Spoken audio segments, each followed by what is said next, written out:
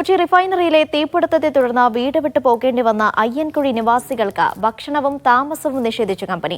നിലവിൽ താമസിക്കുന്ന ചോറ്റാനിക്കരയിലെ സ്വകാര്യ ഹോട്ടലിൽ നിന്ന് ഒഴിയണമെന്നാണ് കമ്പനിയുടെ നിർദ്ദേശം. എന്നാൽ പുനരധിവാസ കാര്യത്തിൽ തീരുമാനമാകാതെ ഒഴിയില്ല എന്ന നിലപാടിലാണ് നാട്ടുകാർ.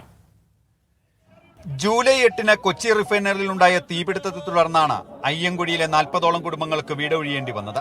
50 ദിവസത്തിനിപ്പുറം താൽക്കാലികമായി താമസിപ്പിച്ച ഹോട്ടലിൽ നിന്നും കുടിയിറക്കപ്പെട്ടു. ഇന്നലെ പൊടുന്നനെ ഞങ്ങൾക്ക് വൈകിട്ടുള്ള ചായയും വൈകിട്ടുള്ള ഊണും എല്ലാം നിഷേധിക്കപ്പെടുന്ന ഒരവസ്ഥയാണ്.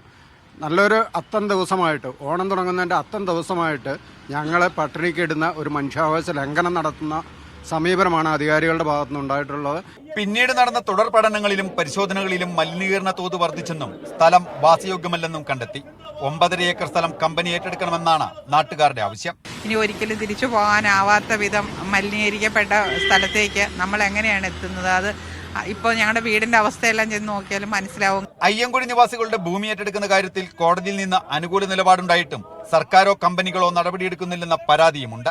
ഞങ്ങളുടെ നിലപാട് ഞങ്ങൾ ഇവിടെ നിന്ന് ഇറങ്ങില്ല. ഞങ്ങൾക്ക് ബദൽ സംവിധാനം ഒരുക്കാതെ ഞങ്ങൾ ഇവിടെ നിന്ന് ഇറങ്ങില്ല. കമ്പനികളിലെ അന്തരീക്ഷ ശബ്ദ മലിനീകരണത്തിനെതിരെ വർഷങ്ങളായി സമരമുഖത്താണ് പ്രദേശവാസികൾ.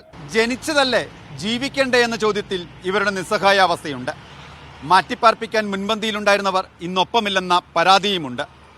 പുനരധിവസിപ്പിക്കപ്പെടുമെന്ന പ്രതീക്ഷ ഇപ്പോഴും ഇവർ കൈവിട്ടിട്ടില്ല. മറിച്ചായാൽ പ്രതിഷേധം കടുപ്പിക്കുമെന്ന സൂചനയും ഇവർ നൽകുന്നുണ്ട്. കൊച്ചി ചോറ്റാനിക്കരയിൽ നിന്ന് ക്യാമറ പേഴ്സൺ സഞ്ജു പട്ടമലിനൊപ്പം സിജോ വർഗീസ്, മീഡിയ 1.